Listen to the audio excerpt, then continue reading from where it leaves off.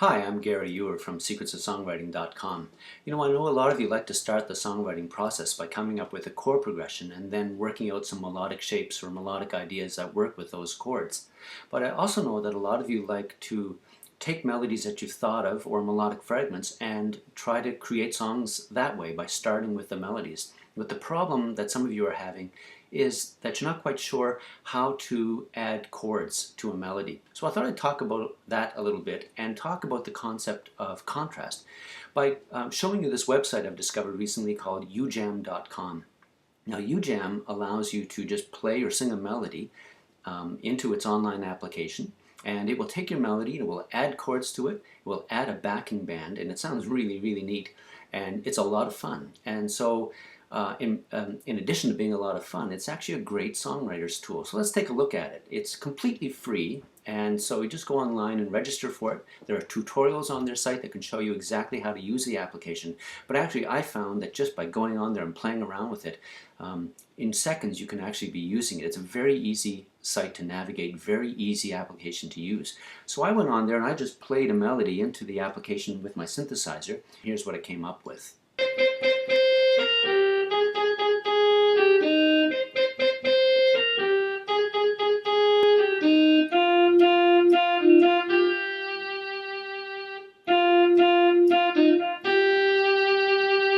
Okay, so just a simple melody. I'm sort of thinking of it as a chorus melody, but I want to talk about song structure because in this particular melody, I decided that I want to contrast the beginning of the melody with the end of the melody and just talk about that concept of contrast. And so I started with a melody that uses a lot of downward shapes at the beginning, and then after its midpoint used upward shapes.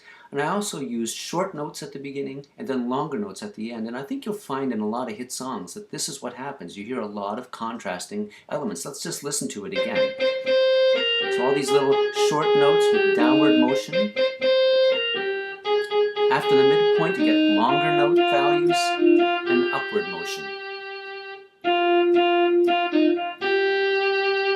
Okay, so now for the fun part, which is figuring out chords. Now if you just ask UJam to go ahead and create chords, I've got it set at auto here, you can see under the play button. So let's load in a performance style here. I kind of like this 70s funk, which you'll find down here under style. And you'll see a progress bar starting to move across here in a second. You see that it's now kind of adding your band. And it only just takes a few seconds if you've got a shortish melody like this.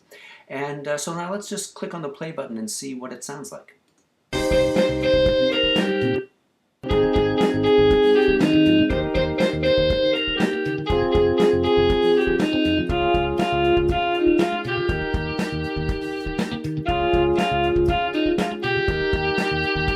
So I think that really sounds quite neat there. I really like that sort of, the chords that it chose there.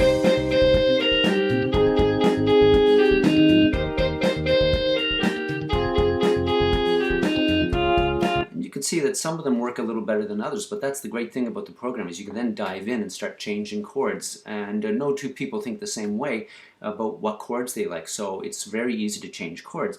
When I was thinking of this melody, I was thinking of the fact that maybe we could move from minor harmonies at the beginning to major harmonies toward the end to kind of really enhance that sense of contrast. So let's go back into this now, and it starts with a C minor chord. I know that at the beginning of this bar of music there's an A flat in the melody, and I know an F minor chord will work well. You're looking for chords that have root movements of fourths and fifths. Those ones will work really well. So if you've got a C followed by, let's say, an F minor chord, I think you'll find that that works really well. So here's our little chart here. You click on the chord and it gives you this thing. I'm going to F, and the minor is right here. You'll notice it already has it colored in a sort of an orange color, which means that it's a good match, as you can see. So you select that. I'm going to repeat that because I think people like hearing repeating elements in music. So I've got C minor going to F minor. I'm going to just repeat that. I've got a repeating little melodic fragment there, so you might as well repeat the chords. So I've got C minor to F minor to C minor to F minor. And the second part of this melody I want to feature sort of major sounding chords. Now the second part of the melody, yeah, it goes to the G.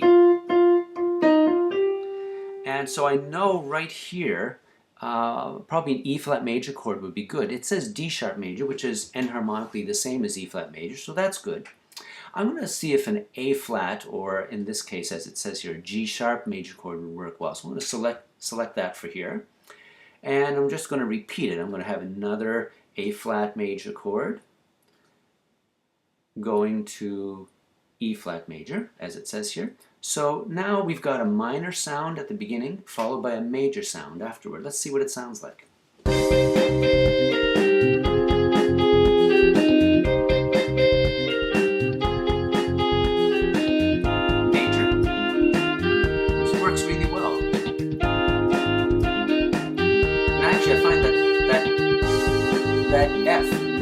That F note actually works well with the A flat.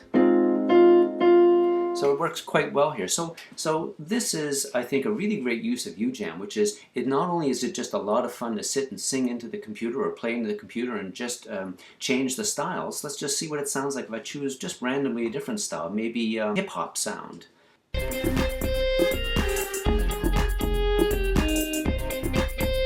Yeah, so as I say, it's just a lot of fun. But not only is it fun, but it can be a really good songwriter's tool. So I'd recommend going on to ujam.com and see what kind of fun you have with your melodies.